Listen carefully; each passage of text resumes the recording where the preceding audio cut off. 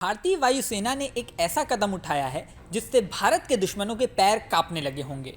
अब एक बेहद खतरनाक हथियार दुश्मनों के छक्के छुड़ाने के लिए सीमा पर तैनात कर दिया गया है।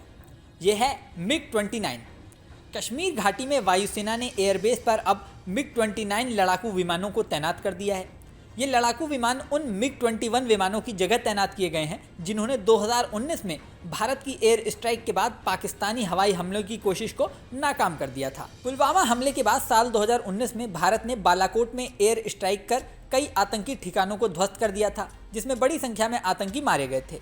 इस हमले से बौखलाए पाकिस्तान ने भी भारत में अपने F-16 लड़ाकू विमानों से हवाई हमले की कोशिश की, जिसका मुंहतोड़ जवाब भारत के MiG-21 विमानों ने दिया था। अब श्रीनगर एयरबेस पर भारतीय वायुसेना ने इन MiG-21 विमानों की जगह MiG-29 UPG विमानों को तैनात कर दिया है। नए MiG-29 की तैनाती इसी साल जनवरी में आधुनिक उन्नत MiG-29 UPG विमानों को कश्मीर घाटी में तैनात किया गया था।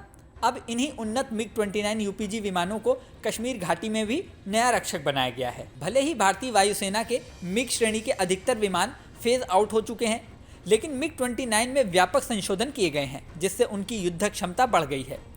नए एवियोनिक्स, राडार, मिसाइल हथियार नियंत्रण प्रणाली और इलेक्ट्रॉनिक युद्ध सूट के साथ एयरफ्रेम में संशोधन के बाद इनका नामकरण MiG-29 UPG कर दिया गया है। 1999 में कारगिल युद्ध के दौरान वायुसेना ने MiG-29 का इस्तेमाल लड़ाकू मिराज 2000 को एस्कॉर्ट करने के लिए किया था। इससे लेजर निर्देशित बमों के साथ उच्च ऊंचाई वाले लक्ष्यों पर हमले किए जा सके थे। चीन के साथ गतिरोध शुरू होने पर साल 2020 में LAC पर चीनी विमानों का मुकाबला करने के लिए पूर्वी लद्दाख में भी MiG-29 तैनात किए गए थे। अब कश्मीर घाटी का नया रक्षक MiG-29 सामने आ गया है। इसके सामने पाकिस्तान और चीन दोनों दुश्मनों से निपटने की चुनौती है, इसलिए श्रीनगर एयरबेस पर MiG-29 UPG के लड़ाकू विमान पायलट 6 मिनट के अंदर 24 घंटे तैनात रहते हैं। भारतीय वायुसेना इस साल 2025 तक MiG-29 बाइसन को 4 स्क्वाड्रनों से सेवानिवृत्त करेगी। वायुसेना अगले 15 सालों के अंदर 340 फाइटर जेट्स को अपने बेड़े में शामिल करने की योजना बना रही है, जिसमें 40 उन्नत मध्यम लड़ाकू विमान यानी MACA मार्क 1, 83 तेजस मार्क A2, 106 तेजस मार्क 2 और 114 मध्यम दूरी के लड़ाकू विमान हैं। इस दौरान भारतीय वायुसेना MiG-21 की 4 स्क्वाड्रन को सेवानिवृत्त करेगी। वायुसेना LCA ट्रेनर कॉन्फ़िगरेशन के आधार पर तेजस मार्क 2 की 3 स्क्वाड्रन खरीद सकती है। इसके बाद रूसी MiG वेरिएंट की जगह मध्यम वजन के लड़ाकू जेट तेजस मार्क 2 लेंगे। आपको बता दें कि MiG-21 के दुर्घटना होने की समस्या भी लगातार सामने आ रही थी।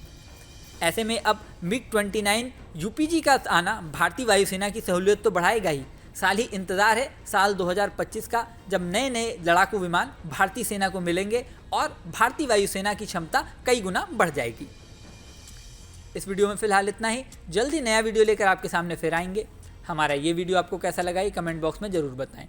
और हाँ, जाने से पहले सबसे ज़रूरी बात, हमारे चैनल न्यूज़ नेशन को अगर आपने सब्सक्राइब नहीं किया है तो सब्सक्राइब कर लें। इसी के साथ स्क्रीन पर दिख रहा बेल आइकन प्रेस कर दें, जिससे हमारे नए नए वीडियोज़ की नोटिफिकेशन आपको मिलती रहे।